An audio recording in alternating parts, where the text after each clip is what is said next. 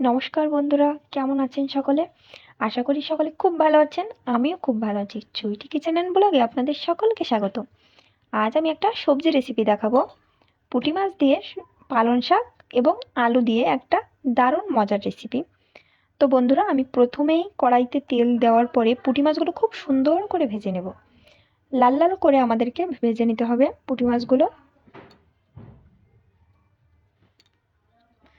পুঁটি মাছগুলো যখন ভাজা হয়ে যাবে তখন আমি একটা পেঁয়াজ কুচি দিয়ে দেবো। পেঁয়াজটাকে কুচিয়ে ধুয়ে রেখেছিলাম আমি, সেটা দিয়ে দিলাম। সেটা যখনই লাল লাল করে ভাজা হবে একটু, তখনই আমি জল দিয়ে দেবো। দিয়ে লবণ, হলুদ, জিরা বাটা, আদা রসুন বাটা একসাথে করে আমি দিয়ে দেবো।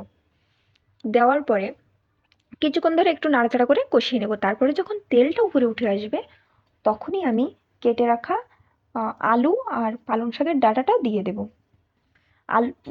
আলু পালং শাকের ডাঁটা দুটোই কিন্তু একটু শক্ত থাকে, এই কারণে আমি আগে দুটো একসাথে দিয়েই কষিয়ে নেব। এখানে আমি 50% সিদ্ধ করে নেব। তারপরে আমি তরকারিতে জল দিয়ে দেব। কষানোর পরে জল দেওয়ার পরে ঝোলটা যখনই ফুটে উঠবে, দেখুন ঝোলটা ফুটছে। ঝোলটা ফুটে ওঠার পরেই আমি পালং শাকের যে পাতাটা ধুয়ে রেখেছিলাম সেই পাতাটা দিয়ে দেব। এই পাতাটা দেওয়ার পরে আমাদের কিন্তু 5-10 মিনিট রান্না করে নিতে হবে। তারপরেই আমি মাছ দিয়ে দেব। মাছগুলো দেওয়ার পরেই কিন্তু আমাদের উপর দিয়ে ঝালকুচি যখন ছড়িয়ে দেওয়ার পরপরই আমাদের রান্নাটা শেষ হয়ে যাবে। তো বন্ধুরা, আজকের ভিডিওটা কিন্তু খুব বেশি বড় করব না। আজকের ভিডিওটা খুবই ছোট। তো আপনারা যারা দেখছেন সবাই অবশ্যই লাইক করবেন এবং কমেন্ট করবেন। আর যে সকল বন্ধুরা আমার চ্যানেলে নতুন তারা অবশ্যই আমার চ্যানেলটাকে সাবস্ক্রাইব করে পাশে থাকবেন। ধন্যবাদ সকলকে।